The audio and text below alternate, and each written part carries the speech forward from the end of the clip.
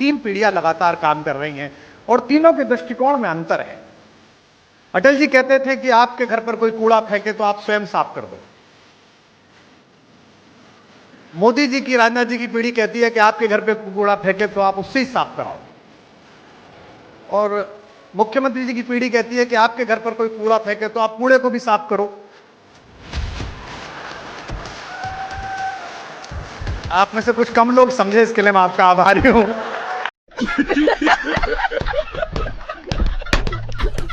24 घंटे का समय दे रहा हूं। उत्तर प्रदेश के अंदर जिस भी सरकारी भूमि पर किसी भूमाफिया ने कब्जा किया है उसको तत्काल छोड़ दें। 24 घंटे के बाद जब हम कार्रवाई करेंगे तो उसको जमीन तो छोड़नी ही पड़ेगी, लेकिन साथ साथ उसने जो कमाई की होगी उसको ब्याज सहित हम वसूली करेंगे। अभी मजा आएगा ना।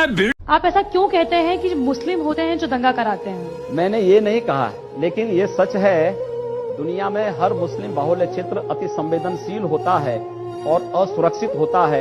ये क्यों होता है, इसका जवाब आप लोगों को तलाशना चाहिए। आप ये जो बात बोलते हैं कि हिंदू युवा बानी बंदूक बांटेगी, आप ये बोलते हैं, मेरा ये वक्तव्य नहीं, लेकिन अगर रक्षा के लिए आवश्यक होगा तो बांटना चाहिए।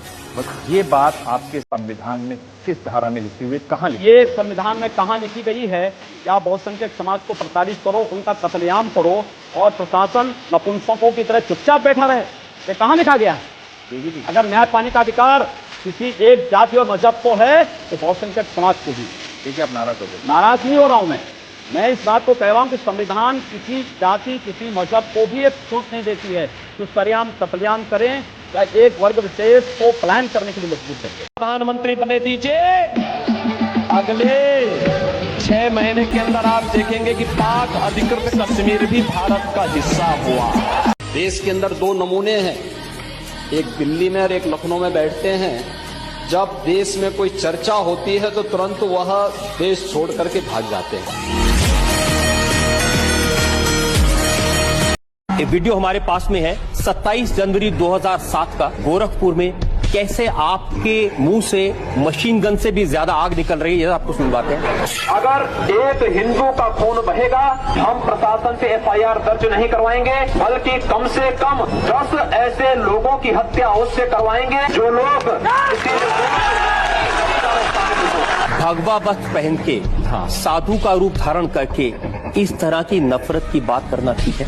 देखिए, मैंने उस बात को कंडीशनल कहा है। सामने कोई मानव होगा तो उस मानव को आप ये मान सकते हैं कि आपने एक थप्पड़ मारा, दूसरा थप्पड़ भी सहन कर सकते हैं, लेकिन अगर सामने दानव है, एक हाथ से मारता है, दूसरा हाथ से उसका जवाब भी दीजिए।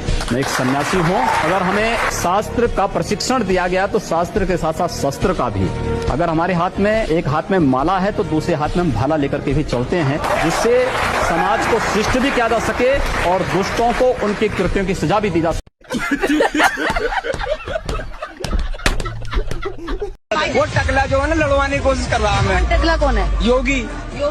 आपको पता है कि वो उत्तर प्रदेश के मुख्यमंत्री और आप उनके बारे में इस तरीके से बोल रहे हैं?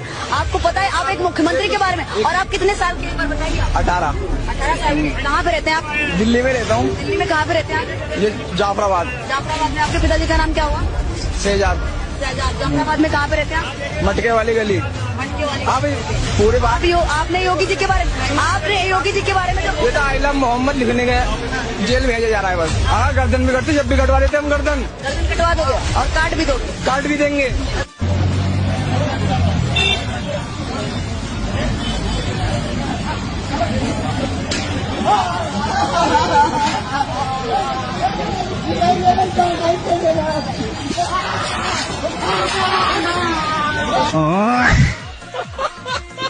महोदय, अरे कुछ जोन में पड़ता है, बैठ जाओ, पहले सुन लो। 1952 में भी जब 6 जोन गठित हुए थे, जब आप बोल रहे थे रघुवंश बाबू, मैं नहीं बोल रहा था, आप बैठ जाइए। आप देखिए, आप बंगाल को धमकी दे सकते हैं, हमें नहीं दे सकते। बिहार जो भी ट्रेन जाती है यूपी होके जाती है, इसलिए मुझे मत धमकी दीजिए। कैसा लगा मेरा मजाक? क्या आपकी राजनीति में मुसलमानों के लिए कोई जगह नहीं है? क्यों नहीं है? शहनवाज हुसैन मेरे सबसे अच्छे मित्र हैं। डॉक्टर APJ अब्दुल कलाम को जब माननीय अटल बिहारी वाजपेयी जी ने राष्ट्रपति के लिए खड़ा किया था, सबसे पहला सांसद था जिन्होंने समर्थन किया था। भारत का मुसलमान डॉक्टर एपीजे अब्दुल कलाम बने, शाहनवाज हुसैन जैसा बने, पहला व्यक्ति रहूंगा जो समर्थन करेगा। लेकिन अगर यहाँ पर कोई ओसामा बिन लादेन को और औरंगजेब जैसे दुर्दांत लोगों को अपना आइकॉन मान करके भारत के अंदर पाकिस्तान का झंडा लहराएगा, तो फिर उनके उन विषैले फनों को सख्ती के साथ कुचलने के लिए भी सबसे पहले योगी आदित्यनाथ यकीनन।